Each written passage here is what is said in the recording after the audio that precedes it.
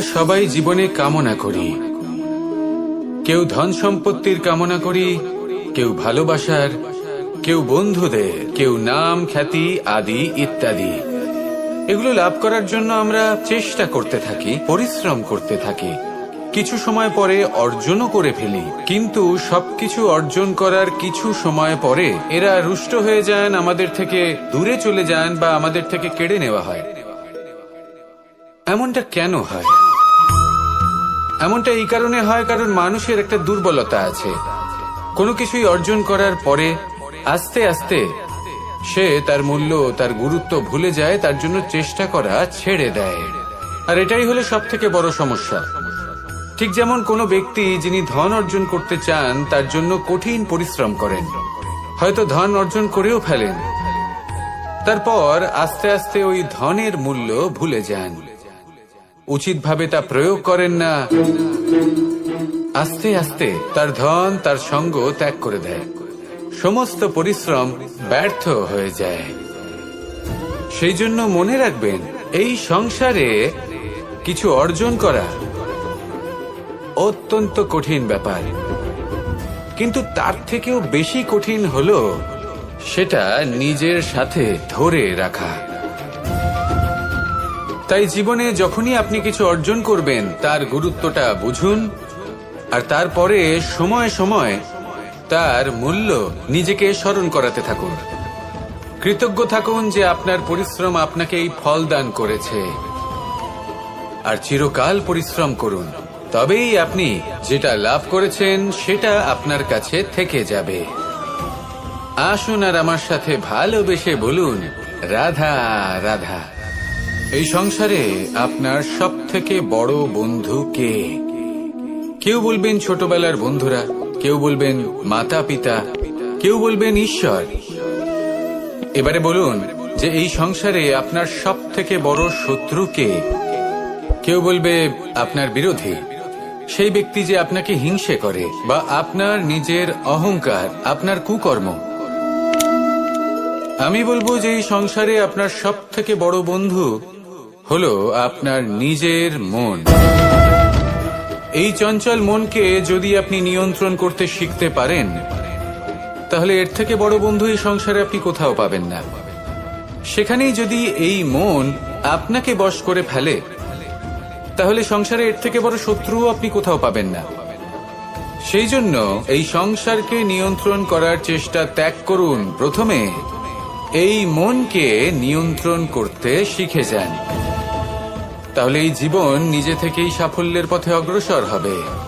আর তখন এই মন প্রসন্ন হয়ে বলবে, রাধা রাধা।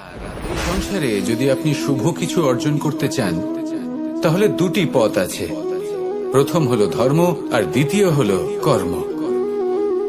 কিছু ব্যক্তি এমন কথাও বলেন যে আমরা তো ধর্মের পথেই অগ্রসর ছিলাম, আমরা তো লক্ষ্যপ্রাপ্ত করতে পারলাম না, বরং আমাদের নিন্দা হলো।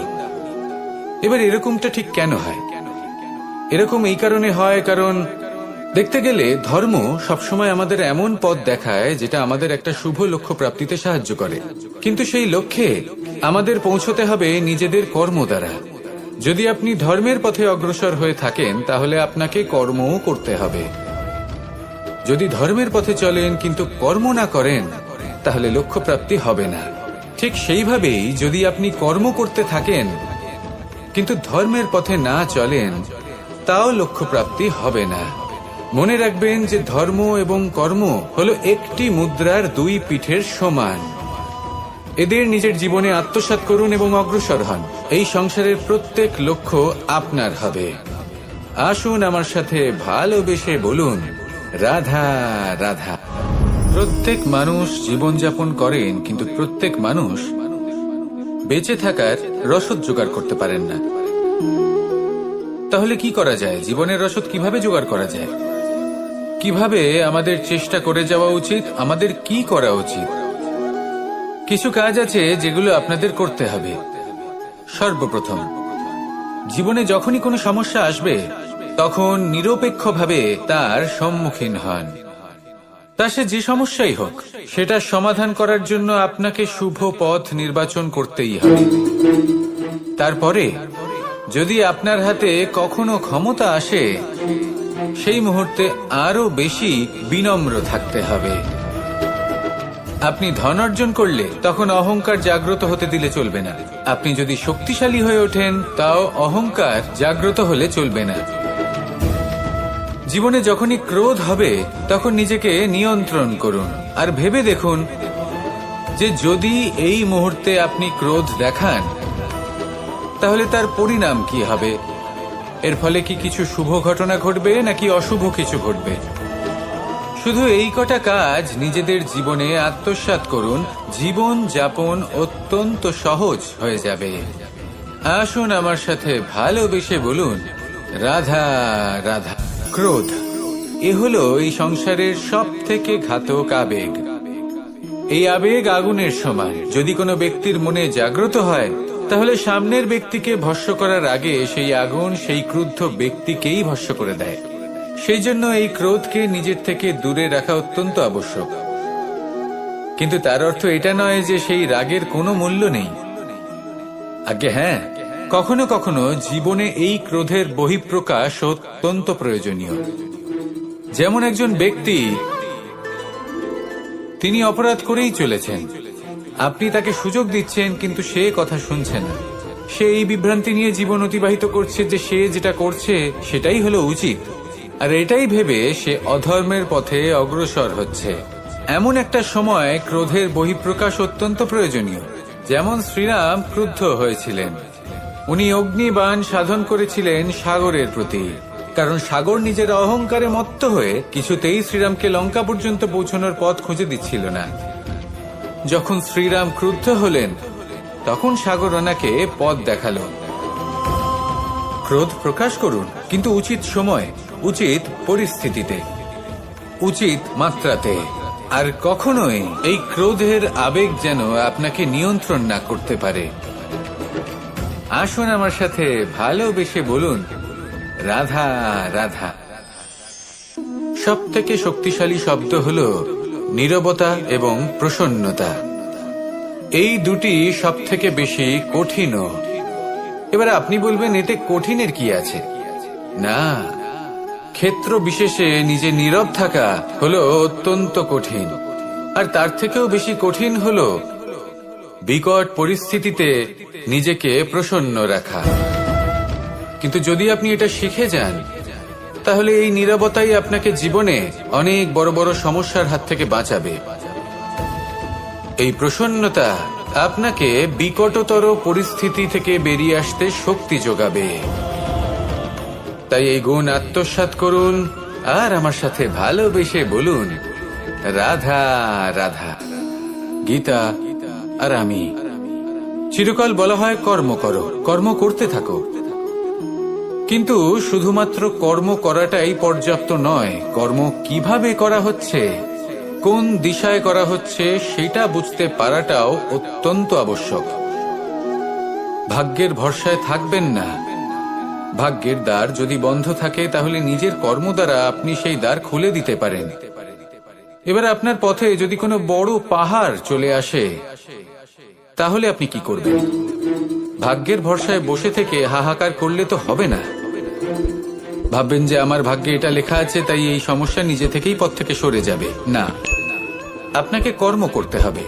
নিজের কর্মের দ্বারা এমন কোলাহলের সৃষ্টি করুন যাতে ভাগ্য নিজেই আপনার জন্য সেই দ্বার খুলে দেয়। কর্মের কোলাহল কিছুটা এমন হওয়া উচিত যে সেই বাধা যেন আপনার কোলাহল শুনে নিজে থেকেই আপনার পথ থেকে সরে যায়।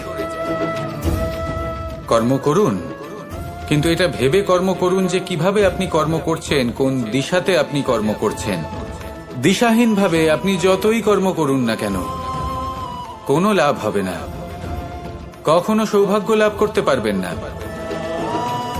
কর্ম করুন, বুঝে শুনে করুন, আর আমার সাথে ভালোবেসে বলুন, রাধা রাধা।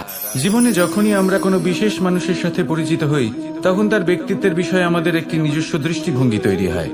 তা সে ভালো হোক বা মন্দ, আমরা নিজেদের দৃষ্টিভঙ্গি, নিজেদের ধারণা বানিয়ে ফেলি। কিন্তু আপনি কি নিশ্চিত রূপে বলতে পারেন যে এই যে আপনার দৃষ্টিভঙ্গি, সেটাই সেই ব্যক্তির পূর্ণ সত্য, সেই ব্যক্তি সত্যিই সেরকমই?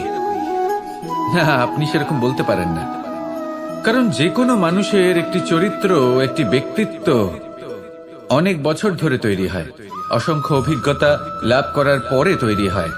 আপনি একদিনে বুঝতে পারবেন না যে সেই ব্যক্তি কেমন। এই ভুলটাই বেশিরভাগ মানুষ করে ফেলেন। কিন্তু যদি সত্যি কোনো মানুষকে বুঝতে চান, তাহলে একটু সময় দেওয়া খুব প্রয়োজন। সবার আগে প্রথম আলাপে সেই ব্যক্তি তো এটাই বোঝাবে যে সে কতটা শ্রেষ্ঠ, কিন্তু সে কতটা গুণী বা কতটা অপগুণী, এটা বোঝার জন্য আপনাকে সেই ব্যক্তির কাছাকাছি থাকতে হবে। তিনি কতটা অহংকারী বা কতটা সজ্জন, সেটা বোঝার জন্য আপনাকে সেই ব্যক্তিকে সম্মান দিয়ে দেখতে হবে। সেই ব্যক্তি কতটা লোভী বা কতটা সরল, সেটা বোঝার জন্য তাকে ধন দিয়ে দেখতে হবে। সেই ব্যক্তির কতগুলো খারাপ গুণ আছে, সেটা বোঝার জন্য সেই ব্যক্তিকে স্বাধীনতা দিয়ে দেখতে হবে। তবেই তাকে আপনি বুঝতে পারবেন। যে কোনো মানুষকে বোঝা, তার ব্যক্তিত্ব বুঝে ওঠা এতটা সহজ কাজ নয়। যতক্ষণ কোনো ব্যক্তির ব্যক্তিত্ব সম্পর্কে স্পষ্ট ধারণা না হয়, ততক্ষণ সেই ব্যক্তির সাথে সম্পর্কে অগ্রসর হওয়া উচিত হবে না। আসুন আমার সাথে ভালোবেসে বলুন, রাধা রাধা। আমরা সবাই জীবন সুখ আর শান্তিপূর্বক অতিবাহিত করতে চাই। আমরা সবাই এটাই চাই যে আমরা সবাই স্বাধীন থাকব, আর এই স্বাধীনভাবেই আমরা জীবনে অগ্রসর হব। আর যখন কোনো ব্যক্তি আমাদের এইসব কিছু করতে বাধা দেন, তখন আমরা তার উপর রুষ্ট হই। কিন্তু সত্যিটা ঠিক এর বিপরীত। কখনো কখনো এই ব্যক্তি অজান্তেই আমাদের এটা ভাবতে বাধ্য করে দেয় যে আমরা যেটা করছি সেটা কোথাও অনুচিত নয় তো। জীবনে অগ্রসর হতে হতে, সুখ খুঁজতে খুঁজতে, স্বাধীনতা খুঁজতে খুঁজতে আমরা অনুচিত কিছু করছি না তো। এটা বোঝা অত্যন্ত প্রয়োজনীয়। আর এটাই আমরা বুঝবো একটা উদাহরণ দ্বারা। কখনো কোনো উপবনে যাবেন আর গিয়ে ওখানকার মালিকে দেখবেন কি করে। কিছু সময় অন্তর ও ঘাস আর আগাছা কেটে পরিষ্কার করে। আর এরকমটা কেন করে? সে নিজেই তা রোপণ করে, নিজেই পরিশ্রম করে, আর তারপর নিজের পরিশ্রমকে কেটে ফেলার কি অর্থ হতে পারে? এরকমটা সে কেন করে? এরকম সে করে যাতে ঘাস এবং চারা সবাইকে নিয়ন্ত্রণে রাখতে পারে, আর সেই উপবনকে সে সুন্দর এবং মনোগ্রাহী করে রাখতে পারে। এটাই হলো ওর উদ্দেশ্য। এবার ভাবুন যে সেই ব্যক্তি আপনার জীবনে সেই কাজটাই করছে। আপনার জীবনে সে মালি হয়ে আসে, আর কোনো শুল্ক ছাড়াই আপনাকে সে আরো উত্তম ব্যক্তি করে তুলছে। তাই মনে মনে ওনার প্রতি কৃতজ্ঞ থাকুন, আর আমার সাথে ভালোবেসে বলুন, রাধা রাধা। আমাদের জীবন হলো একটি যাত্রাপথ, একটি প্রতিযোগিতা। আর এই প্রতিযোগিতায় এগিয়ে থাকার জন্য, জয়লাভ করার জন্য আমরা সবাই কোনো না কোনো সাহায্য খুঁজি। কেউ ঈশ্বরের শরণে যান, কেউ গুরুর কাছে যান, কেউ মাতা পিতার কাছে যান, আবার কেউ যোগ্য বন্ধু নির্বাচন করে নেন। আর হ্যাঁ, এনারা সবাই আপনাকে জীবনে অগ্রসর হওয়ার পথে সাহায্য করতে পারেন। কিন্তু এমন একজন ব্যক্তি আছেন এই সংসারে, যিনি এই সংসারে আপনাকে সবার আগে নিয়ে যেতে পারেন। আর সেই ব্যক্তি হলেন স্বয়ং আপনি, আর কেউ নয়। অর্থাৎ আপনি যদি চেষ্টা করেন, পরিশ্রম করেন, তাহলে আপনার বন্ধু, আপনার বান্ধব, আপনার পরিবার, আপনার গুরু আপনাকে সাহায্য করতে পারে, আপনাকে আরো অনেক বেশি প্রদান করতে পারে। কিন্তু যদি আপনার চেতনাই না থাকে, তাহলে কেউ আপনাকে এগিয়ে নিয়ে যেতে পারবে না। যেমন ছোট্ট একটা বালক যে সবেমাত্র হাঁটতে শিখছে, প্রথমে সে হামাগুড়ি দিয়ে চলতে চেষ্টা করে। তার মাতা পিতা তাকে দেখে খুব আনন্দ পান, তাকে উৎসাহও দেন। সেই ছোট বালক দাঁড়াতে চেষ্টা করে, হাঁটতে চেষ্টা করে, আবার পড়ে যায়, আবার উঠে দাঁড়ায়, আবার চেষ্টা করে, আবার পড়ে যায়। আর ভবিষ্যতে গিয়ে সে হাঁটতেও শিখে যায়, আবার দৌড়তেও শিখে যায়। এই সংসারে আপনি যে কর্মই করতে চান না কেন, যে স্বপ্নই আপনি পূর্ণ করতে চান না কেন, সেটা আরম্ভ হবে আপনাকে দিয়ে, আপনার কর্ম দ্বারা। তাই কর্ম করতে শুরু করুন। বাইরে থেকে সাহায্য পেতেই পারেন, তা সদ্ব্যবহার করুন, আর আমার সাথে ভালোবেসে বলুন, রাধা রাধা। জ্ঞান। এই সংসারের, এই জীবনের আধার হলো জ্ঞান। আমরা সবাই জ্ঞান লাভ করতে চাই, সামনে অগ্রসর হতে চাই, কারণ আমাদের লক্ষ্য পূরণ করাই হোক, আমাদের পথ খোঁজাই হোক, বা যে কোনো কাজ হোক, এই জ্ঞান আমাদের সাহায্য করে। এই জ্ঞান অত্যন্ত আবশ্যক, কিন্তু অনেক মানুষ এটা বুঝতেই পারেন না যে জ্ঞান কিভাবে অর্জন করা যেতে পারে, কিভাবে এই জ্ঞান লাভ করা সম্ভব হতে পারে, কি কর্ম করতে হবে, কোনটা ভাবতে হবে। ওনারা না রীতি জানেন না নীতি জানেন, সেই জন্য ওনাদের জীবনে জ্ঞান আসে না, তাই দুঃখী হয়ে পড়েন। আর এখানে বলি, দুঃখ পাওয়ার কোনো কারণ নেই। আপনার জীবনে জ্ঞান আসেনি, এটা কোনো লজ্জার বিষয় নয়। লজ্জার বিষয় হলো এটা যে জ্ঞান লাভের জন্য আপনি প্রস্তুতি নন, আপনি তৎপর নন, আপনি চেষ্টাই করছেন না।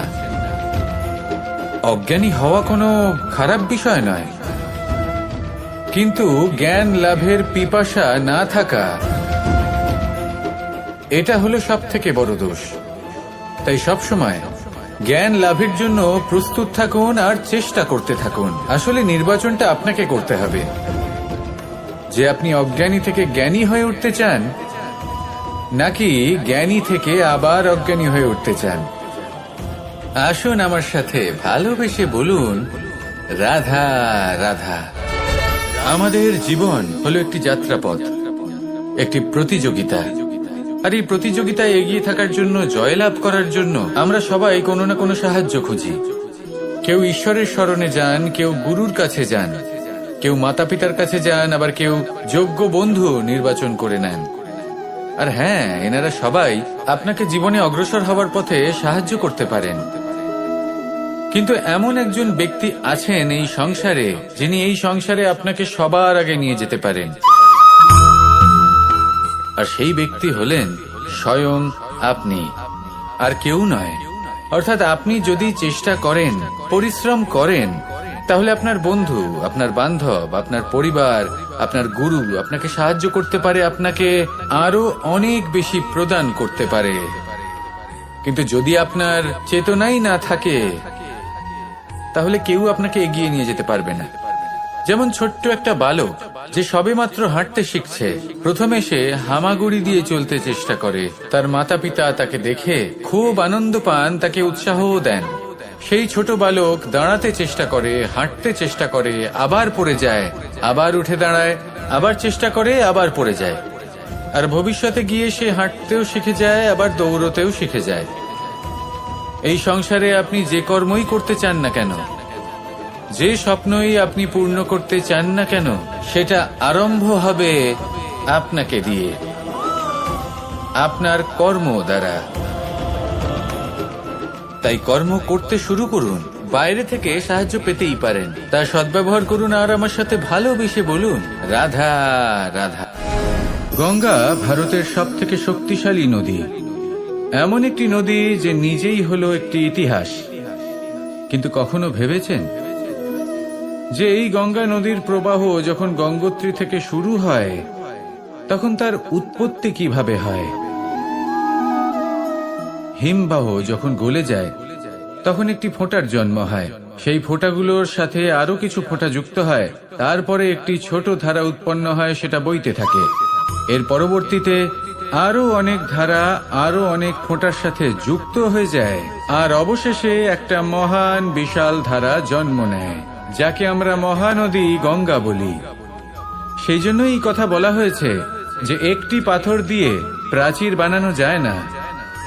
মহানদী গঙ্গা আসলে কি, যদি ভালোভাবে ভেবে দেখেন, তবে এ হলো অগুন্তি জলের ফোঁটার মিশ্রণ, যেটা আরম্ভ হয় একটি ফোঁটা দ্বারা। একটি ফোঁটা যা এদের সকলকে নিজের অন্তরে সমাহিত করে নেয় এবং এমন একটি যাত্রা শুরু করে যা পরবর্তীতে মহানদী গঙ্গার রূপ ধারণ করে। এর থেকে আমরা কি শিক্ষা পাই? এটাই যে জীবনে শুধুমাত্র পরিশ্রম এবং সমস্যার সম্মুখীন হওয়াটাই পর্যাপ্ত নয়, সেটা তো সকলকেই করতে হয়। প্রয়োজন হলো সারল্য। সারল্য দ্বারা সবাইকে নিজের অন্তরে সমাহিত করে নিতে হবে, তাদের সাথে চলতে হবে, অনেককে এক করে তুলতে হবে। এই প্রবৃত্তি যদি আপনি নিজের অন্তরে জাগ্রত করেন, তাহলে আপনিও গঙ্গার মতো মহান হয়ে উঠবেন। আসুন আমার সাথে ভালোবেসে বলুন, রাধা রাধা। যখনই আমরা মহাদেবের কথা স্মরণ করি বা ওনাকে পুজো করি, তখন আমরা বলে থাকি হর হর মহাদেব। কিন্তু এই গৌরব আরেকজন দেবীও লাভ করেছেন, দেবী গঙ্গা। যখন আমরা গঙ্গা নদীতে প্রবেশ করি, সেই জলকে হাতে নিয়ে আমরা বলি হর হর গঙ্গা। ভেবে দেখুন, ভারতে এবং এই সংসারে এত সংখ্যক নদী রয়েছে, কিন্তু এই গৌরব, এই সম্মান, এই মহানুভবতা শুধুমাত্র দেবী গঙ্গাই লাভ করেছেন। এমন কেন? কারণ দেবী গঙ্গা যে স্থান থেকে প্রবাহিত হতে শুরু করেন, সেই স্থান থেকেই এই সংসারের সিঞ্চন শুরু হয়ে থাকে। নিজের সঞ্জীবনী শক্তি দ্বারা উনি এই সংসারের মঙ্গল করেন। মানুষের অন্তরের সেই পাপ, নেতিবাচক বোধ, সেই মালিন্য উনি নিজের অন্তরে সমাহিত করেন, সেই মানুষের শুদ্ধিকরণ করেন, আর তার বদলে কিছুই চান না। ঠিক সেভাবেই আমাদের জীবনে এমন কিছু মানুষ আছেন, যদি আমরা তাদের সাহায্য করতে পারি, বিপদ থেকে বেরিয়ে আসার জন্য তাদের প্রেরণা যোগাতে পারি, ওনাদের শক্তি প্রদান করতে পারি, ওনাদের দুঃখ ও যন্ত্রণা আমরা হরণ করতে পারি, আর তার বদলে কিছুই না চাই, তাহলে আমরাও মহান হওয়ার পথে অগ্রসর হয়ে যেতে পারি। হয়তো সেই দিন সকলে আমাদের জয় জয়কার নাও করতে পারেন, কিন্তু সেই দিন আমরা হর হর মহাদেব, হর হর গঙ্গা এই দুই কথার সার অবশ্যই বুঝতে পারব। আসুন আর আমার সাথে ভালোবেসে বলুন রাধা রাধা। কর্ম, ধর্ম, জ্ঞান, এই তিন স্তরে অনেক মানুষ পৌঁছতে পারেন। অনেকে এই পরীক্ষা দিয়ে তাতে উত্তীর্ণ হয়ে যেতে পারেন, কিন্তু শিখরে পৌঁছে শাসন তিনিই করতে পারেন যার কাছে এই চতুর্থ গুণটিও থাকে, সমর্পণ। অত্যন্ত গুরুত্বপূর্ণ একটা গুণ এটা। এই সমর্পণ আসলে অত্যন্ত গুরুত্বপূর্ণ। পূর্ণ সমর্পণ দরকার নিজের লক্ষ্যের প্রতি, সমর্পণ নিজের কর্তব্যের প্রতি, সমর্পণ নিজের আত্মার থেকে নির্গত স্বরের প্রতি, সমর্পণ নিজের রথির প্রতি, অর্থাৎ আমার প্রতি। এবার এই পরীক্ষায় অত্যন্ত কঠিন এক বাঁক আসতে চলেছে, যেখানে সারথীকে সমর্পণের নিরিখে পরীক্ষা করা হবে, আর তাতে উত্তীর্ণ হওয়ার পরেই তার হাতে ধর্ম স্থাপনের রথের রাশ তুলে দেওয়া হবে। দেখা যাক কি হয়। ততক্ষণ আপনি প্রসন্ন থাকুন আর আমার সাথে ভালোবেসে বলুন রাধা রাধা। যখন একজন ভক্ত এবং তার ভগবান এক আকার ধারণ করেন, যখন একজন ভক্ত নিজের ভগবানের প্রতি, নিজের জীবনের লক্ষ্যের প্রতি সম্পূর্ণরূপে সমর্পিত হয়ে যান, তখন জন্মগ্রহণ করে ভক্তি। আর তখন সংসারের সমস্ত আশা তিনি ত্যাগ করতে পারেন। সমস্ত আশা শেষ হতে পারে, কিন্তু মানুষের সঙ্গ ভক্তি কখনো ত্যাগ করে না। যখন ভক্ত ও ভগবান এক আকার ধারণ করেন, এক হয়ে যান, তখন রথী এবং সারথীর মধ্যে কোনো পার্থক্য থাকে না। তারাও এক হয়ে যান। একটাই ব্যক্তিত্ব, একটাই অস্তিত্ব। আর সেই জন্যই কখনো কখনো রথীর আদেশ ছাড়াই সারথী রথ চালিয়ে দেন, আবার কখনো সারথীর পরামর্শ ছাড়াই রথী আক্রমণ করে ফেলেন। এ তো শুধুমাত্র আরো একটা গুণ সেই সারথীর মধ্যে, যিনি ধর্ম স্থাপনার মহান কাজে আমার সারথী হতে চলেছেন। তাহলে আসুন আমার সাথে ভালোবেসে বলুন রাধা রাধা। ভাগ করে নেওয়া বা বন্টন করা প্রত্যেক মানুষের জীবনে অবশ্যই হয়ে থাকে, আর অনেক সময় এটা জীবনে অতি আবশ্যক হয়ে পড়ে। কিন্তু ভাগ করার মনোকামনা তার থেকেও বেশি গুরুত্বপূর্ণ হলো যে কোন ঘটনার আধারে এই বাটোয়ারা হলো। অনেক সময় এই বাটোয়ারা হলো শান্তির প্রতীক, আবার অনেক সময় এই বাটোয়ারা বিপ্লব ঘটাতে পারে, এমন এক বিপ্লব যা মহাযুদ্ধ ঘটিয়ে দিতে পারে। দেখুন, বাটোয়ারা সম্পত্তির হোক বা হোক ভিক্ষার, শিক্ষা কিন্তু একটাই। জীবনে অনেক সময় বাটোয়ারা দরকার হতে পারে, কিন্তু যতদূর সম্ভব তা এড়িয়ে চলুন। একসাথে মিলে এগিয়ে চলুন। কারণ দেখুন, এই যে বাটোয়ারা ভাগ করে দেয়, আর সেখানেই একতা আপনাকে অগ্রসর করে। তাহলে আপনিও এটাই করুন, একসাথে মিলে সামনে এগোন, আর আমার সাথে ভালোবেসে বলুন, রাধা রাধা। আত্মীয় স্বজন কারা হন? তারাই যারা সুখে দুঃখে পাশে থাকেন, তারা যারা বিপদের সময় আপনার পাশে এসে দাঁড়ান। এবার দেখুন, একটা প্রশ্ন করব আপনাদের, সব থেকে ঘনিষ্ঠ, আবশ্যক এবং গুরুত্বপূর্ণ আত্মীয় কারা, বিশেষ করে বিপদের সময়? কেউ বলবেন মাতা, কেউ বলবেন পিতা, কেউ বলবেন ভাই বোন, ইত্যাদি ইত্যাদি। এবার ভাবুন, আপনি বড় হয়ে গেছেন, আপনি বাড়ি থেকে দূরে চলে গেছেন, পেট ভরানোর জন্য আপনাকে প্রত্যেক দিন চেষ্টা করতে হয়। এমন সময় যদি আপনার জীবনে বিপদ এসে পড়ে, তাহলে কখন আপনার খবর ওনাদের কাছে পৌঁছবে? কতক্ষণে ওনারা সাহায্য করতে আসতে পারবেন? এরকম এক সময় সব থেকে গুরুত্বপূর্ণ আত্মীয় হন আপনার প্রতিবেশী, কারণ তারাই সেই মুহূর্তে আপনার সব থেকে কাছে। আপনি কখনো পরীক্ষা করে দেখবেন, আপনার তার সাথে লক্ষ্য মতভেদ থাকলেও প্রতিবেশীকে কষ্টের মধ্যে দেখে সবার আগে সাহায্য করতে তারাই এগিয়ে আসেন। তাই প্রতিবেশীর সাথে সম্পর্ক ভালো রাখুন, শুধুমাত্র স্বার্থের জন্য নয়। এটা হলো শান্তিরও আধার।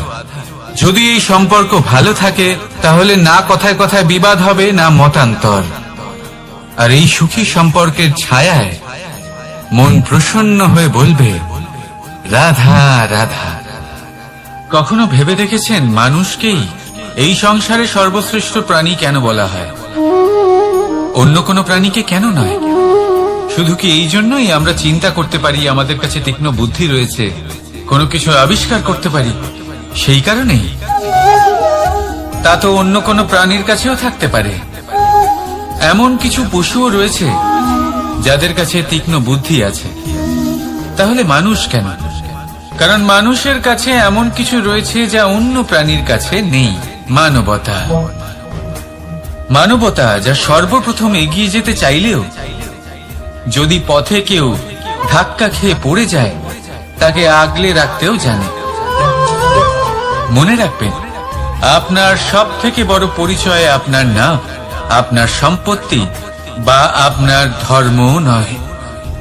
আপনার সব থেকে বড় পরিচয় হল আপনার মানবতা। তাহলে সময় এলে পরে নিজের মানবতার পরিচয় দিন, অন্য মানুষকে সাহায্য করুন, অন্য প্রাণীকে সাহায্য করুন। একা একা পথ চলা হলো পশুদের প্রবৃত্তি। মানুষ হলেন তিনি যিনি অন্যের জন্য প্রাণও দিতে পারেন।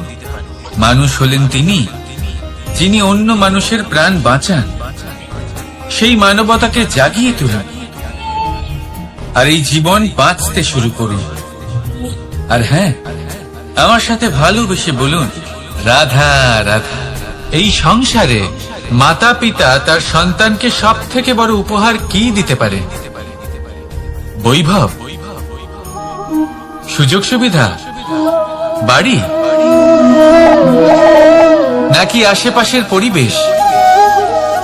এই সংসারে মাতা পিতা তার সন্তানকে সব থেকে বড় উপহার শিক্ষা দিতে পারেন, কিন্তু তার জন্য সময়ের প্রয়োজন হয়। এবার এই সময় অত্যন্ত অদ্ভুত। সময়ের ধারণা সবার রয়েছে। কখনো কখনো কিছু কঠিন সময় বরদানের মতো আমাদের সম্মুখে আসে। এরকম কোন সমস্যার কথা যদি আমি বলি, যেমন যুদ্ধ, মহামারী, মহা অসুখ, এরকম সময় আমাদের কাছে যথেষ্ট সময় থাকে।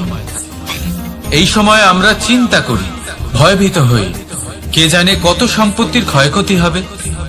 এবার এই সময় কিভাবে কাটিয়ে ওঠা যায়? অশুভ চিন্তা তার মনের মধ্যে বাসা বাঁধে, সে বুঝতে পারে না সে কি করবে। আমি বলবো, চিন্তা ত্যাগ করুন, এই ভয়কে ত্যাগ করুন। আর মনে রাখুন একটা গুরুত্বপূর্ণ কথা, যে ঈশ্বর আপনাকে বরদান দিয়েছেন যাতে আপনি নিজের কর্তব্য পূর্ণ করতে পারেন। কর্তব্য, নিজের পরিবারকে সময় দেওয়া, নিজের সন্তানকে শিক্ষা দেওয়া, তাদের সাথে বসুন, কথাবার্তা বলুন, আলোচনা করুন। কিছু কথা তারা বলবে, কিছু আপনি বলবেন। কিছু আপনি শিখবেন, কিছু তারা শিখবে। তাদের সাথে খেলা করুন, তাদের সাথে পূর্বপুরুষের গল্প করুন। এইসব করলে তাতে না শুধু তাদের ভবিষ্যৎ উজ্জ্বল হবে, বরং আপনিও সন্তুষ্টি পাবেন। ভয়ভীত হবেন না। আজ বর্তমানে আপনি কি করতে পারেন যাতে আপনার বর্তমান সঠিক হবে এবং ভবিষ্যৎ উজ্জ্বল হবে, তাতে একাগ্র হন। সবকিছু শুভ হবে। রাধা রাধা। দাদা আমাকে সব সময় জিজ্ঞাসা করেন যে কানাই, তোমার এই মুখের হাসি, তোমার মুখে সব সময় কেন থাকে, কিভাবে থাকে? সামনে শত্রুপক্ষকে দেখেও ধৈর্য হারাও না। কেউ তোমার নিন্দে করলেও তার সাথে ঝগড়া করো না। কেউ তোমার বিষয় খারাপ ভাবলেও তাকে ঘৃণা করো না। কিভাবে আর কেন করো? আপনার মনেও নিশ্চয়ই এই প্রশ্ন আসে। এবারে বলি, এর উত্তর অত্যন্ত সরল। কখনো দেখেছেন গরু আর তার বাচ্চাকে কিভাবে সে তার মায়ের দুগ্ধ পান করে? সুখে থাকে, কারণ ও জানে যে ওর মা এই দুগ্ধরূপী অমৃত ওকে খাওয়াতেই থাকবে। ও জানে যে এই সময় শুধু ওর জন্য, যাতে ও নিজের মায়ের এই দুগ্ধরূপী প্রসাদ গ্রহণ করতে পারে, আর সেই জন্য ও সুখে থাকে। সেইভাবেই এই জীবন হলো ভালোবাসা। এতই ছোট হলো এই জীবন যে ভালোবাসার জন্য কম পড়ে যায়। ঘৃণা করে কেন সময় নষ্ট করব? আমি এটাই করি, আপনিও এটাই করুন। ভালোবাসুন, সবার মধ্যে ভালোবাসা ছড়ান, আর এই ভালোবাসার সাথেই বলুন রাধা রাধা। পরীক্ষা এমন একটা শব্দ যেটা শুনে সংসারের বেশিরভাগ মানুষই ভয়ভীত হয়ে পড়েন। কারণটা কি? অসফলতার ভয়। পরীক্ষা এই শব্দের যদি আমি অন্য দিকটা দেখাই, তার তাৎপর্য এই নয় যে আপনার দুর্বলতা সবার সামনে তুলে ধরবে। এটা তো হলো সেই যুক্তি যা আপনার বল, সাহস, শক্তিগুলি সবার সম্মুখে তুলে ধরবে। আগে হ্যাঁ, এটাই হলো সেই যুক্তি। আপনি নিজেই কখনো দেখবেন পরীক্ষার সময় আপনার অন্তরের অনেক গুণ বাইরে বেরিয়ে আসে। এমন কোন শক্তির উদ্ভব হয় যার বিষয়ে আপনি নিজেও জানতেন না, ঠিক কিনা? তাই এই পরীক্ষাকে কখনো ভয় পাবেন না। বিশ্বাসের সাথে নির্ভীক হয়ে এটার সম্মুখীন হন। দিনের শেষে এই পরীক্ষা শুধুই আপনাকে উজ্জ্বল করবে, আপনাকে আরো শ্রেষ্ঠ করে তুলবে। তাহলে আসুন আমার সাথে ভালোবেসে বলুন রাধা রাধা। ভগবান আর ভুল, এই দুই একই অক্ষর দিয়ে শুরু হয়। শুধু তাই নয়, এদের দুজনের রাশিও সমান। এবারে আপনারা বলবেন যে ভগবান, ভুল, এদের মধ্যে কিভাবে মিল থাকতে পারে? অনেক বড় মিল আছে। না শুধু এ এক অক্ষর দিয়ে শুরু হয়, বরং এদের বিজয় মন্ত্রটাও এক। ভগবানকে মানুন, তাকে বিশ্বাস করুন, তাকে স্বীকার করুন। এটা করলে মনের দৃষ্টি থেকে ভগবানকে দেখা যায়, আর উনি আপনাকে সমৃদ্ধ করে তোলেন। ভুলের সাথেও এটাই ঘটে। নিজের ভুল স্বয়ং মেনে নিলে, স্বীকার করে নিলে সব কিছুই স্পষ্টভাবে দেখতে পাবেন। যেদিন থেকে আপনি নিজের ভুল মেনে নিতে শিখবেন, সেদিন থেকে সেই ভুল শোধরানোর প্রক্রিয়াও শুরু হয়ে যাবে। আপনি বুঝে যাবেন নিজের ভুল কিভাবে শোধরাতে হয়। তাই মনে রাখবেন, নিজেকে শ্রেষ্ঠ করে তোলার জন্য নিজের ভুল স্বীকার করা অত্যন্ত প্রয়োজনীয়। এই জীবনে শান্তি আনার জন্য ঈশ্বরকে মেনে নেওয়া অত্যন্ত প্রয়োজনীয়। সবসময় নিজের গুণ এবং নিজের দোষ মনে রাখবেন। আজীবন সুখী থাকবেন। রাধা রাধা। আমরা সব সময় চাই যে এই সংসার আমাদের জ্ঞানী বলবে, বুদ্ধিমান বলবে, বুঝদার বলবে, কিন্তু মূর্খ, মূর্খ যেন কেউ না বলে। মূর্খ শব্দটা আমরা কেউ শুনতে চাই না। দূরে পালাতে থাকি। কিন্তু একটা সত্যি সবার কাছে অজানা, যে মূর্খ হওয়া হলো বুদ্ধিমান হওয়ার দিকে সর্বপ্রথম পদক্ষেপ। আপনি যত খুশি দিগ্গজ জ্ঞানী মানুষদের সাথে আলাপ করুন, যত ইচ্ছে কথা বলুন, যতই জ্ঞানের কথা আলোচনা করুন, অভিজ্ঞতা মূর্খ হবার পরেই পাওয়া যায়, তাই নয় কি? মূর্খ হবার পরে আপনি এটা বুঝতে পারবেন যে কি করা উচিত নয়। জ্ঞানী ব্যক্তি আপনাকে এটা বলবেন যে কি করা উচিত। আর এই সংসারে কি করা উচিত তার থেকেও অনেক বড় জ্ঞান হলো কি করা উচিত নয়।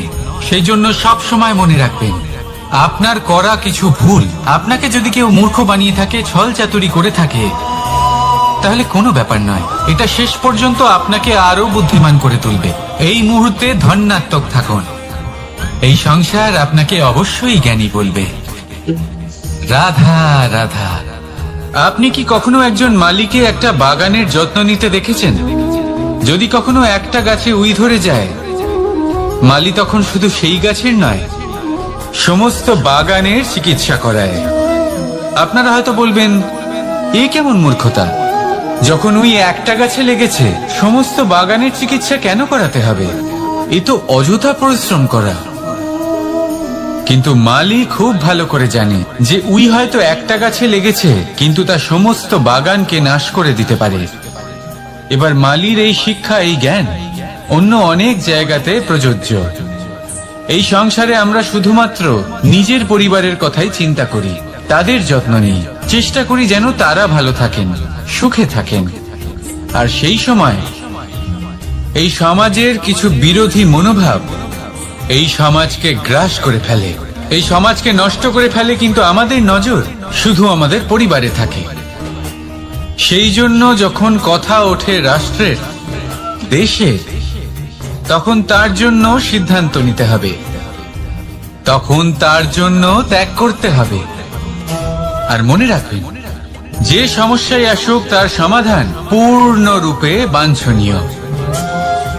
এই সংসারে প্রত্যেক ব্যক্তি যদি নিজের পরিবারেরও খেয়াল রাখেন এবং সমাজেরও খেয়াল রাখেন এবং সঠিকভাবে এই দেশেরও খেয়াল রাখেন, তবেই এই দেশ সম্পন্ন হতে পারবে। তাহলে আপনিও সেই প্রয়াস করুন আর আমার সাথে ভালোবেসে বলুন, রাধা রাধা। কথায় বলা হয়, জীবনে ভালোবাসাই হলো সুখের মূল। এটা সত্য। এবার প্রশ্ন হলো এটাই যে এই ভালোবাসা কার সাথে করা উচিত? যদি আপনি কিছুক্ষণের জন্য সুখ পেতে চান, তাহলে ভালোবাসুন নিজের রুচি মতো। যদি আপনি কিছুদিনের জন্য সুখ পেতে চান, ভালোবাসুন নিজের বন্ধুদের। যদি আপনি কয়েক মাসের জন্য, কয়েক বছর বা অনেক বছরের জন্য সুখী হতে চান, তাহলে ভালোবাসুন নিজের পরিবারকে, মাতা পিতা, নিজের সন্তান, স্বামী স্ত্রী, নিজের আত্মীয়দের। কিন্তু যদি আপনি চিরকালের জন্য সুখী হতে চান, তাহলে ভালোবাসতে হবে শুধু নিজের কর্মগুলিকে। কারণ সম্পর্ক যেমনই হোক না কেন, কখনো না কখনো ভেঙে যাবেই। এই সংসার হলো এমনই যে যাদের সঙ্গ আমরা পাই, তাদের সঙ্গ একদিন ত্যাগ করতে হয়। শুধু কর্মই হলো এমন এক সঙ্গ যা কখনো আপনাকে ত্যাগ করবে না। আপনার মৃত্যুর পরেও এই কর্ম আপনাকে বাঁচিয়ে রাখবে। তাই সবসময় মনে রাখবেন, এই কর্ম ধর্ম মনে করে পালন করা উচিত। জীবনের শেষ মুহূর্ত পর্যন্ত কর্মকে ভালোবাসুন, জীবনের শেষ মুহূর্ত পর্যন্ত সুখে থাকবেন। আর আমি তো সবসময় বলি, শুধু কর্ম করতে থাকো, ফলের চিন্তা করো না। তাহলে আসুন আর আমার সাথে ভালোবেসে বলুন, রাধা রাধা। দ্বিধাবোধ। অনেক সময় আমরা জীবনে সেই বাঁকে এসে পৌঁছই যেখানে আমরা বুঝতেই পারি না যে এবার কোন দিক নির্বাচন করা উচিত। কখনো এদিকে যাওয়া উচিত মনে হয়, কখনো ওদিকে যাওয়া উচিত মনে হয়, কখনো দুদিকেই যাওয়া প্রয়োজনীয় বলে মনে হয়, কিন্তু তা তো সম্ভব নয়। কখনো কখনো এটা মনে হয় যে এখানেই থেমে যাওয়া ভালো, কোথাও না যাওয়াই শ্রেয়। এবার একেই তো দ্বিধাবোধ বলে। সংসারে এমন কোনো দ্বিধা নেই যার সমাধান সম্ভব নয়। এই দ্বিধাবোধ স্বাভাবিক, আর আপনার এই দ্বিধাকে আমি একটু সরল করে দিই। দ্বিধাগ্রস্ত হয়ে নির্বাচন করলে তখন এটা মাথায় নিয়ে করবেন যে আপনার এই নির্বাচনের ফলে এই সংসারের ওপর, এই সমাজের ওপর কি প্রভাব পড়তে পারে। নিজের লাভ ক্ষতির বিষয়ে ভাবা ছেড়ে দিন আর কর্ম করুন সংসারের মঙ্গলের জন্য, আগামী প্রজন্মের মঙ্গলের জন্য। ভাবুন আপনার এই নির্বাচনের জন্য কিভাবে তাদের জীবনের উদ্ধার সম্ভব। কারণ এই ভাবনাই হলো উচিত ভাবনা। কারণ অনেক সময় ওষুধ একটু কড়া মনে হতেই পারে, কিন্তু এই ওষুধই তো রোগ মুক্তি ঘটায়। সেইভাবে আপনাকেও এই দ্বিধার মুহূর্তে কঠিন নির্বাচন করতে হতে পারে। এই কঠিন নির্বাচন জীবনে কঠিন পরিস্থিতিও আনতে পারে, কিন্তু যদি এই নির্বাচন ধর্মসঙ্গত হয়, যদি এর দ্বারা সংসারের মঙ্গল হয়, তাহলে এই নির্বাচনই হলো সঠিক নির্বাচন। আসুন আমার সাথে ভালোবেসে বলুন, রাধা রাধা। মানুষ নানান ধরনের বাসনা পোষণ করেন, তাদের নানান ইচ্ছে থাকে, অভিলাষা থাকে, নানান কামনা করতে থাকেন, স্বপ্ন দেখেন, প্রার্থনা করেন যেন তা সফল হয়, নিজের সম্পন্নতা কামনা করেন, আর শেষে নিরাশ হয়ে যান কারণ এসব কিছুই পান না। আপনাকে একটা ছোট্ট উদাহরণ দিই। জঙ্গলের রাজা কাকে বলা হয়? সিংহকে। এবার যেহেতু সিংহ বনের রাজা, তাই হরিণ তো তার কাছে এসে এটা বলতে পারে না যে আপনি হলেন বনের রাজা, তাই আপনি আমাকে মেরে ফেলুন, আমাকে খেয়ে ফেলুন আর নিজের ক্ষুধা নিবারণ করুন। এমন তো হয় না। সিংহ যতই বনের রাজা হোক, তাকেও পরিশ্রম অবশ্যই করতে হয়, তবেই তার ক্ষুধা নিবারণ হয়। সেইভাবেই আপনার সমস্ত স্বপ্ন, আপনার সমস্ত ইচ্ছে, আপনার সমস্ত অভিলাষা, সমস্ত আকাঙ্ক্ষা পূরণ হবেই, অবশ্যই হবে, পরিশ্রমের দ্বারা। শুধু ভাবলেই হবে না। তাহলে আপনিও জীবনে পরিশ্রম করুন, নিজের সমস্ত স্বপ্ন পূরণ করুন, আর আমার সাথে ভালোবেসে বলুন, রাধা রাধা। আপনি কি কখনো কোনো উঁচু পর্বতের শিখরে পৌঁছতে পেরেছেন? যদি পৌঁছে থাকেন বা যদি আপনি কোনো উঁচু পর্বতের শিখরে যান, তাহলে ভালো করে দেখবেন, আপনি যত উঁচুতে অগ্রসর হতে থাকবেন, আস্তে আস্তে সমস্ত বনস্পতি বিলুপ্ত হতে থাকে। তারপরে সমস্ত গাছপালা, পশু পাখি সব বিলুপ্ত হতে থাকে। শেষ পর্যন্ত সেই শিখরে থেকে যায় শুধুমাত্র শান্তি, নীরবতা। আমাদের মানুষের সাথেও এটাই হয়। মানুষ যখন আত্মবিকাশের পথে অগ্রসর হতে থাকে এবং নিজের জীবনের শিখরে পৌঁছতে চায়, তখন তার একা থাকা অত্যন্ত প্রয়োজনীয় হয়, আর তাকে তখন ত্যাগ করতে হয় নিজের সুখ স্বাচ্ছন্দ্য, নিজের সম্পত্তি, নিজের সমৃদ্ধি, নিজের সৌন্দর্য। দেখুন, জীবনের শিখরে পৌঁছনো একেবারেই সহজ কাজ নয়। এ হলো অত্যন্ত দুর্গম এক পথ, কিন্তু যদি আপনি সেখানে পৌঁছতে চান, তাহলে আপনাকে ত্যাগের প্রবৃত্তি জাগিয়ে তুলতে হবে। ত্যাগ কি সেটা জানতে হবে, কারণ ত্যাগের ফলেই মনে শান্তি আসে, আর সেই শান্তির ফলে মনে উৎপন্ন হয় প্রেম। আর এই প্রেমই হলো জীবনের অন্তিম লক্ষ্য। তাহলে আসুন আমার সাথে ভালোবেসে বলুন, রাধা রাধা। মানুষ বলেন প্রেমে অনেক শক্তি আছে, আর এটা সত্যিও বটে। প্রেমে এতটাই শক্তি থাকে যে শত্রুতার বড় বড় স্তম্ভকেও এত সহজে ফেলে দিতে পারে। কিন্তু আপনি দেখে থাকবেন, যারা অধিক শক্তিশালী হন তারা দুই ধার সম্পন্ন তরোয়ালের মতো হন। কারণ এই প্রেম যদি আচরণে থাকে, মনে থাকে, বিচার বুদ্ধিতে থাকে, তাহলে তা শুভ হয়। এই প্রেম সৃজন করে। কিন্তু প্রেম যদি ব্যবসার অঙ্গ হয়, যদি এই প্রেমের ব্যবহার নিজের স্বার্থ, নিজের অহংকারের জন্য করা হয়, তাহলে তা সংসারের বিনাশ ঘটাতে পারে। রাধা প্রেমের ব্যবহার করেছে শাম্বের কারণে, আর শাম্ব সেই প্রেমের ব্যবহার করেছে নিজের অহংকার, নিজের স্বার্থ সিদ্ধির জন্য। শেষ পর্যন্ত ক্ষতি শাম্বের হলো না, হলো প্রেমের। তাই মনের মধ্যে প্রেম ভাব অবশ্যই রাখুন, নিজের আচরণেও প্রেম ভাব বজায় রাখুন, কিন্তু সতর্কও থাকবেন আপনার এই প্রেম একে নিয়ে কেউ ব্যবসা না করে ফেলে। আসুন আর এই ভালোবাসার সাথেই বলুন রাধা রাধা। ফলটা দেখছেন আপনি? এটা সেই ফল যেটা গাছের সবচেয়ে উঁচু ডালে পাওয়া যায়, কিন্তু যখন এটা খসে পড়ে তখন এটা আকাশের দিকে যায় না যা ওপরে আছে, সে যায় সেই ভূমির দিকে যে নিচ থেকে তার দিকে তাকিয়ে থাকে। কেন?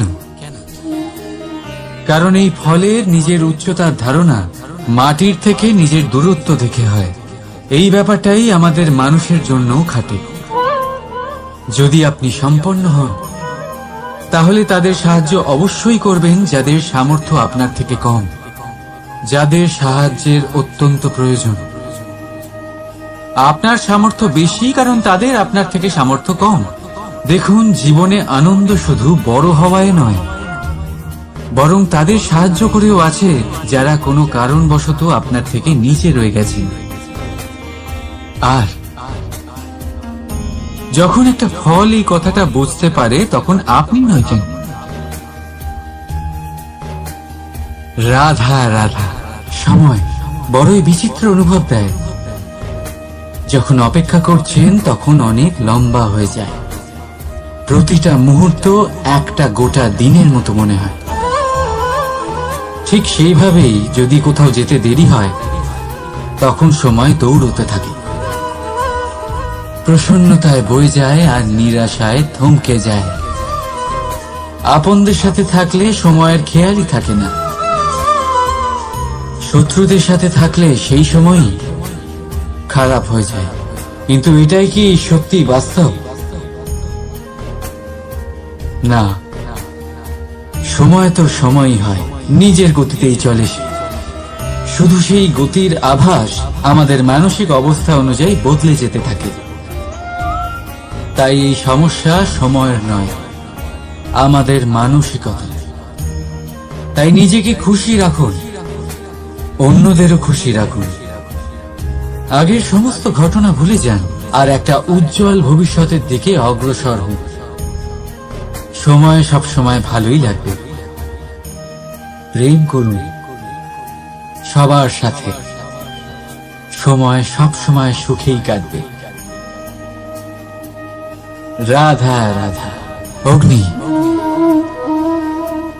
জীবনে খুব মহত্বপূর্ণ হয়। এই অগ্নি উজ্জ্বলতা হয়ে আমাদের জীবিত রাখে।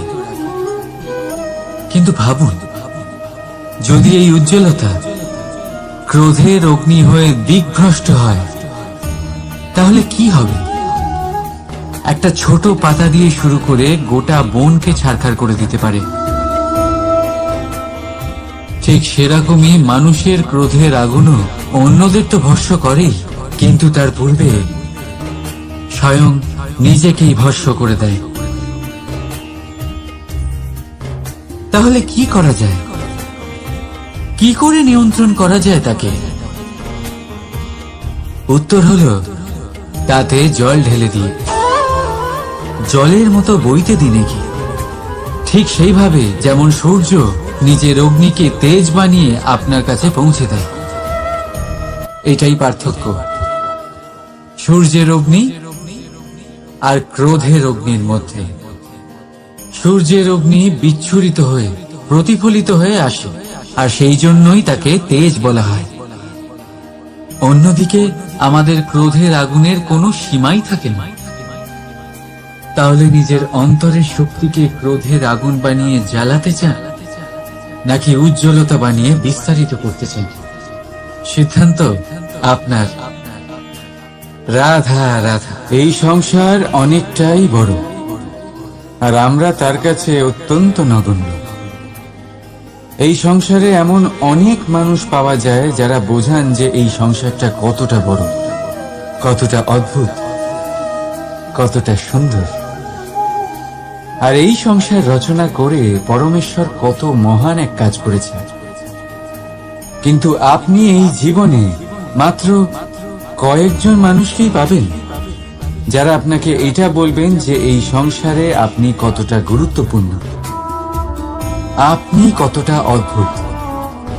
যদি আপনি তাদের সাথে থাকেন তাহলে তারা নতুন কিছু সৃষ্টি করতে পারেন, এই সংসারকে আরো কতটা পবিত্র করতে পারেন।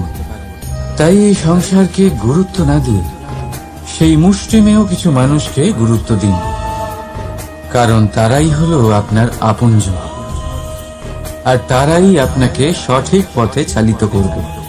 মানুষকে তো বর্ষার স্রোতও বয়ে নিয়ে যেতে পারে, তাকে সাগরও ডুবিয়ে দিতে পারে, কিন্তু গঙ্গা জল সবচেয়ে বেশি শুদ্ধ, কারণ তার কয়েক ফোঁটা মানুষকে মুক্ত করে দেয়। রাধা রাধা। এ হলো একটা পাতলা সুতো। ভাবছি যদি এটা দিয়ে আমি পোশাক বানাই তাহলে নিজের জন্য কত সুন্দর একটা পোশাক বানাতে পারবো, কিন্তু যদি এটা আমি চিন্তা করবেন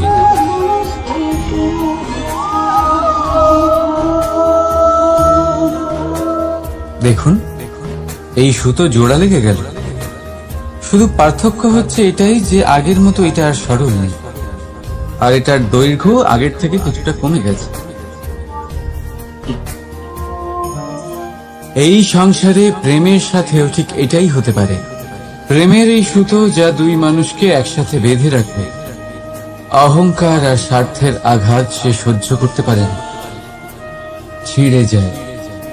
চেষ্টা করলে আবার এই সম্পর্ক হয়তো জোড়া লাগতে পারে, কিন্তু তা আগের মতো কখনোই থাকে না, কারণ মনে গিট পড়ে যায়।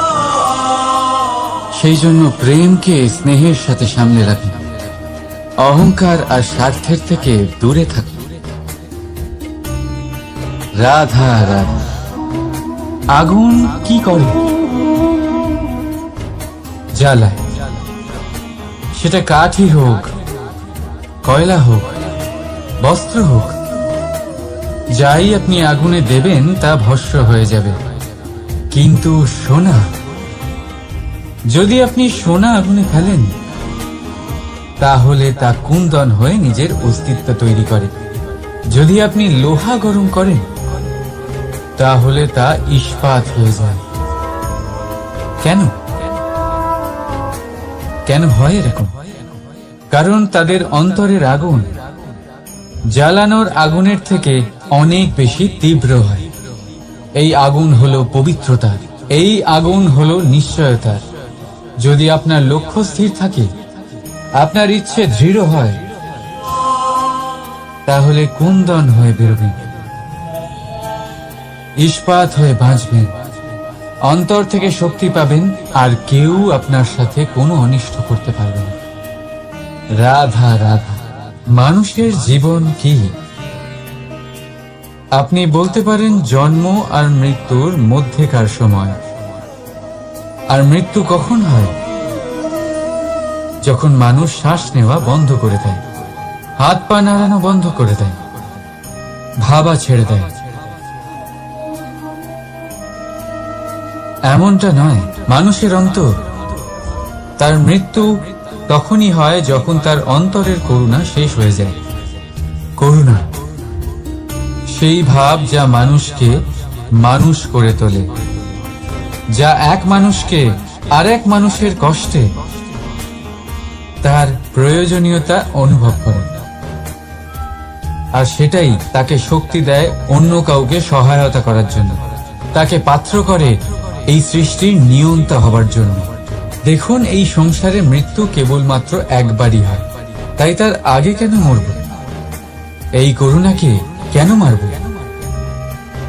নিজের মনুষ্যত্ব বজায় রাখুন, মৃত্যুর পরেও আপনি জীবিত থাকবেন।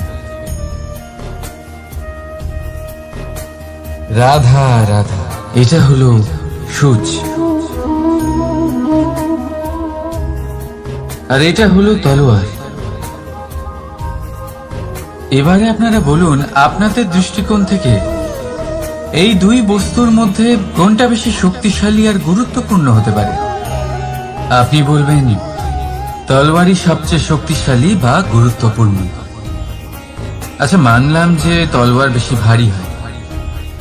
তলোয়ার আপনাকে যুদ্ধে বিজয়ী করে, যুদ্ধে শত্রুর বিনাশ করে, কিন্তু তলোয়ার দিয়ে আপনি কখনো আপনার বস্ত্র সেলাই করতে পারবেন না। যদি আপনার পায়ে কাঁটা ফুটে যায়, তা আপনি তলোয়ার দিয়ে বের করতে পারবেন না। আপনাকে সূচের ব্যবহার করতেই হবে। এবারে বলুন, তলোয়ার পেয়ে যাওয়ার পরে এইভাবে সূচকে হারিয়ে ফেলা কি ঠিক হবে?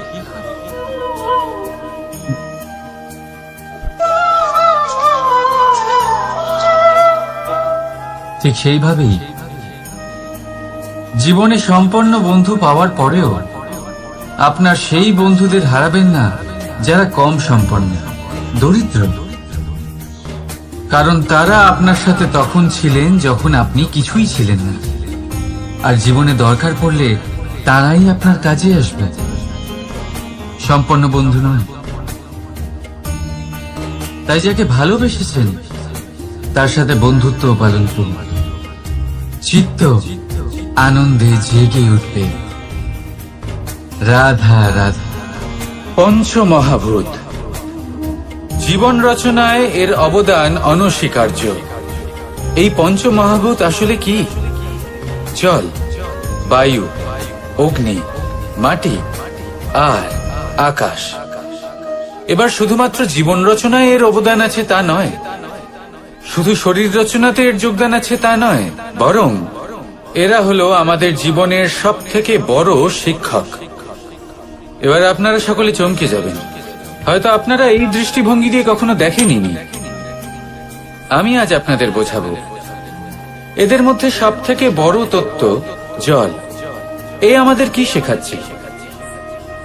এই জল, এর নামই হলো জল, কিন্তু এ কখনোই আমাদের জ্বালায় না, আমাদের জ্বলনের কারণ হয় না। তাহলে কি করে? আমাদের তৃষ্ণা মেটায়, আমাদের শীতলতা প্রদান করে, জীবন দান করে।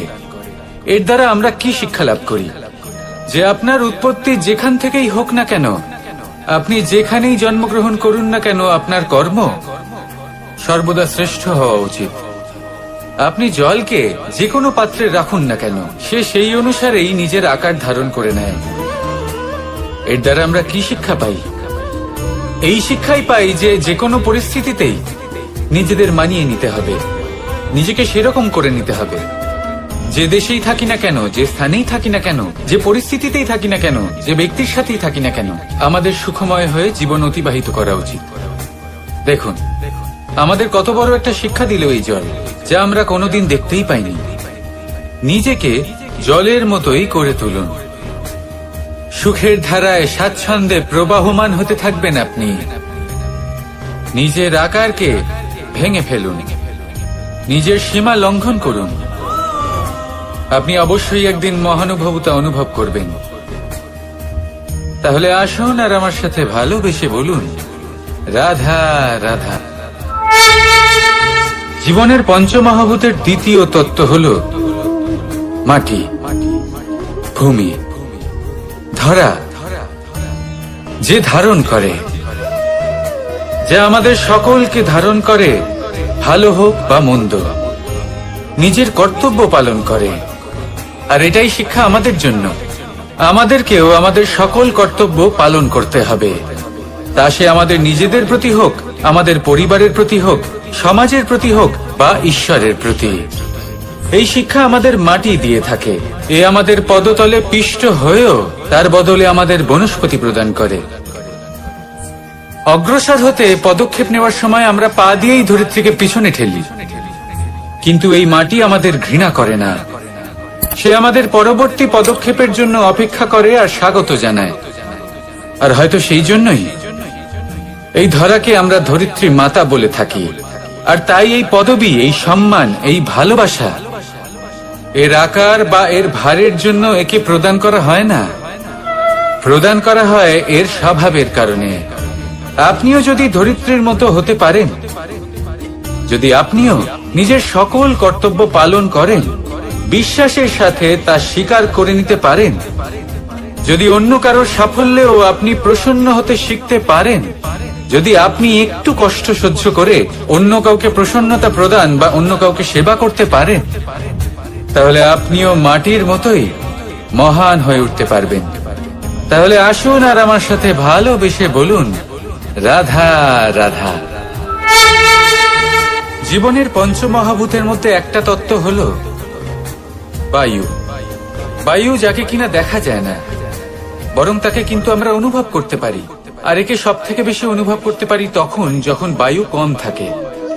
বায়ু যদি লুপ্ত হয়ে যায়, তাহলে তখনই আমরা বুঝতে পারি যে বায়ু তো নেই, এ তো সমস্যার ব্যাপার। এবার এই বায়ু দ্বারা আমরা কি শিক্ষা পাই? এই বায়ু আমাদের এই শিক্ষা দেয় যে আমাদের কখনোই অহংকার করা উচিত নয়। আমরা সকলেই কখনো না কখনো চাই যে আমাদের শ্রেষ্ঠতা, আমাদের যোগ্যতা, আমাদের মাহাত্ম্য এই সংসার বুঝতে পারুক।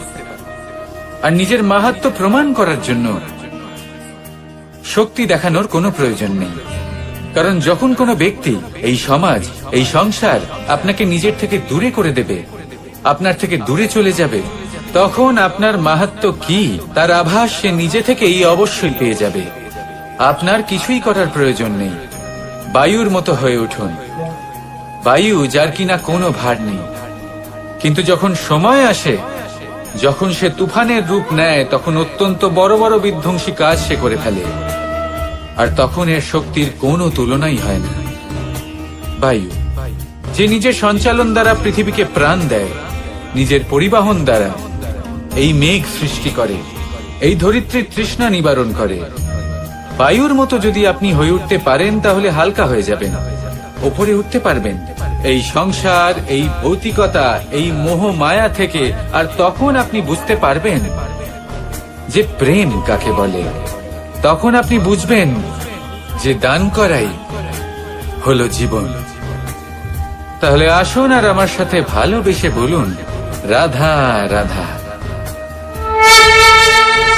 জীবনের পঞ্চমহাভূতের মধ্যে একটা তত্ত্ব হলো আকাশ। আকাশ যা কিনা নিরাকার, যার কোনো আকার নেই। আকাশ যা হলো অনন্ত। আর আমাদের সবসময় মনে হয় যে এই আকাশ আমাদের সাথে জড়িয়ে রয়েছে। কেন? এবার এই আকাশ আমাদের জন্য কি না করে। আকাশ আমাদের ওড়বার স্বাধীনতা দেয়। আকাশ মেঘকে ধারণ করে যাতে আমাদের তৃষ্ণা মিটতে পারে। এই আকাশ সূর্য এবং চন্দ্রকে তার যথাস্থান দেয়, যাতে আমরা প্রকাশও পেতে পারি, আবার অন্ধকারও, যাতে আমাদের জীবনে সামঞ্জস্য বজায় থাকে। আকাশের থেকে অনেক কিছুই শেখার রয়েছে। যদি আমরাও আকাশের মতো হতে পারি, আমাদের আপনজনদের সেই স্বাধীনতা দিতে পারি যাতে তারা উঠতে পারেন, যাতে তারা নিজেদের স্বপ্ন পূরণ করতে পারেন, যার ফলে তারা নিজেরাই এই জীবনকে অনুভব করতে পারেন, নিজের পায়ে দাঁড়াতে পারেন, তাহলে ভাবুন আমাদের অস্তিত্ব কতটা বড় হয়ে যাবে। যদি আপনি আকাশের মতো হতে পারেন, তাহলে আপনিও আকাশের মতোই অনন্ত হয়ে উঠবেন। তাহলে আসুন আর আমার সাথে ভালোবেসে বলুন, রাধা রাধা। জীবনের পঞ্চমহাতত্ত্বের মধ্যে পঞ্চম তত্ত্ব অগ্নি। অগ্নি যা জ্বালাতে সাহায্য করে, কিন্তু তা উত্তাপও প্রদান করে। নিশ্চিত রূপে অগ্নি আমাদের জ্বালিয়ে দিতে পারে, কিন্তু আপনি কি কখনো এটা ভেবে দেখেছেন যে আগুন, তাকে নিজেকে কতটা জ্বলতে হয়, তাকে নিজেকে কতটা তাপ সহ্য করতে হয়। ও নিজে জ্বলে আমাদের উত্তাপ প্রদান করার জন্য, ও নিজে জ্বলে আমাদের ঊর্জা দেবার জন্য, আমাদের আলো দেবার জন্য, অন্ধকারে পথ দেখানোর জন্য, শত্রুর সাথে মোকাবিলা করার জন্য আমাদের সাহায্য করে, নিজে জ্বলে। যখন আমরা কোনো দেবতার জন্য যজ্ঞ করি, তখন দেবতার ভোজন গ্রহণ করার নিমিত্ত হয় এই অগ্নি। কত কিছু ওকে সহ্য করতে হয় আমাদের এত কিছু দেবার জন্য। আপনিও আগুনের মতো হয়ে উঠুন, নিজে কষ্ট সহ্য করুন অন্যকে সাহায্য করার জন্য, তাদের জীবন উদ্ধার করার জন্য, নিজের প্রিয়জনের জন্য, নিজের পরিবারের জন্য, নিজের মাতা পিতার জন্য, এই সমাজের জন্য। নিজে কষ্ট সহ্য করুন, প্রকাশের কেন্দ্রবিন্দু হয়ে উঠুন, আর সকলকে পথ প্রদর্শন করুন, সবাইকে পথ দেখান। যেদিন আপনি আগুনের মতো হয়ে উঠবেন, সেই দিন ঠিক যেমন অগ্নিকে পুজো করা হয়, আপনিও সেইভাবে পূজনীয় হয়ে উঠবেন। যেমন সকল শুভকর্মে, সকল যজ্ঞে, সকল পুজোতে অগ্নিকে স্মরণ করা হয়, সেইভাবেই সকল শুভকর্মে আপনাকেও স্মরণ করা হবে। আর যেদিন আপনি এরকম হয়ে উঠবেন, সেই দিন জীবনের বাস্তব মর্ম কি আপনি তা বুঝতে পারবেন। তাহলে আসুন আর আমার সাথে ভালোবেসে বলুন, রাধা রাধা। পঞ্চমহাতত্ত্ব, পঞ্চমহাভূত, এদের বিষয়ে আমি আপনাদের সবকিছুই বলে দিয়েছি। কেন? এরা আমাদের জীবনের সব থেকে বড় শিক্ষক। আর এদের থেকে আমরা কি শিক্ষা পাই? নিশ্চিত রূপে এই পঞ্চমহাতত্ত্ব আমাদের দেহের নির্মাণ করে, কিন্তু একটা ষষ্ঠ মহাতত্ত্ব রয়েছে, এমন এক তত্ত্ব যার না কোনো ভার আছে, না কোনো পরিমাণ আছে, কিন্তু তা হলো অত্যন্ত গুরুত্বপূর্ণ, ভাবনা। কেউ একে আত্মা বলে, কেউ একে বিবেক বলে, কেউ একে প্রাণ বলে, আর কেউ বলে চেতনা। এবার এই চেতনা যখন পঞ্চমহাতত্ত্বের সাথে জুড়ে যায়, এক হয়ে যায়, তখন মানুষের জীবনের নির্মাণ হয়। এবার আপনার দেহের নির্মাণ জন্ম থেকেই পঞ্চমহাতত্ত্ব করে দেয়, কিন্তু এই ভাবনা, এই চেতনা, একে আপনি নিজেই এগিয়ে নিয়ে যেতে পারেন। একে দিশা দেখাতে হবে, এর বিকাশ আপনাকেই করতে হবে। কিভাবে? তা আপনার উপর নির্ভর করছে। আপনি এর সদ্ব্যবহারও করতে পারেন, দুর্ব্যবহারও করতে পারেন। এমন এক দিশা দিতে পারেন, এমন সদ্ব্যবহার করতে পারেন যে আপনি নিজেই কোনোদিন ভগবত গীতার জ্ঞান দিলেন। এমন দুর্ব্যবহার করতে পারেন, এমন দিশাও দিতে পারেন যে আপনি হয়তো শকুনের মতোই মহাভারত রচনা করলেন। এই চয়ন আপনারই। শুধু এই চেতনার শুদ্ধতার দিকে বিশেষ নজর রাখতে হবে। যদি এই চেতনা শুদ্ধ হয়, তাহলে প্রেম থাকবে, আর যদি এই চেতনা অশুদ্ধ হয়, তাহলে বিদ্বেষ হবে। আর আমার মতে সুখ এবং শান্তি প্রেমের দ্বারাই লাভ হবে, বিদ্বেষ দ্বারা নয়। তাহলে আসুন আর আমার সাথে ভালোবেসে বলুন, রাধা রাধা।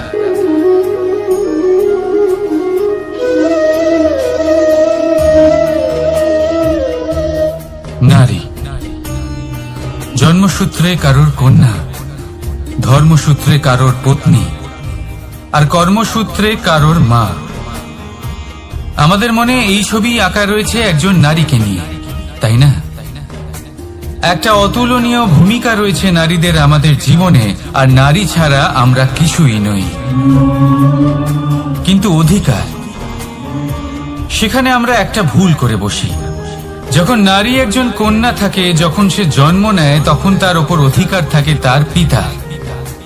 আর তারপর যখন বিয়ে হয়ে যায়, তখন তার অস্তিত্বের ওপর অধিকার থাকে তার স্বামী। আর যখন তিনি মা হন, তখন নিজেই তিনি জীবনের সমস্ত অধিকার দিয়ে দেন তার সন্তানকে। কিন্তু আমরা কি কখনো এটা ভেবেছি এই জীবন হলো তার নিজের? যে নারী সবার কল্যাণ করছেন, তার জীবনের অধিকারও তার কাছেই থাকা উচিত, তাই না? তার নিজের জীবনের সিদ্ধান্ত সে নিজেই নিতে পারেন, নিজেই নিজের ভাগ্যের রচয়িতা হতে পারেন। আর এর জন্য আমাদের নিজেদের পাল্টাতে হবে, দৃষ্টিভঙ্গি পাল্টাতে হবে। কারণ এই ধারণা সেটা আজ বা কালকের ব্যাপার নয়, এটা ঘটে চলেছে বহু বছর ধরে, আর চলতেই থাকবে যদি আমরা এটা না বদলাই। আর এটা তখনই সম্ভব হবে যখন আমরা নিজেদের মধ্যে পরিবর্তন আনব। তাই আজকের পর থেকে, এই মুহূর্ত থেকে, কোনো নারীর ওপর অকারণ অধিকার স্থাপনের আগে সহস্রবার ভেবে দেখবেন। কারণ যখন নারী নিজের অধিকার কেড়ে নিতে বাধ্য হবেন, তখন শুধু এবং শুধুমাত্র বিনাশই ঘটবে। রাধা রাধা।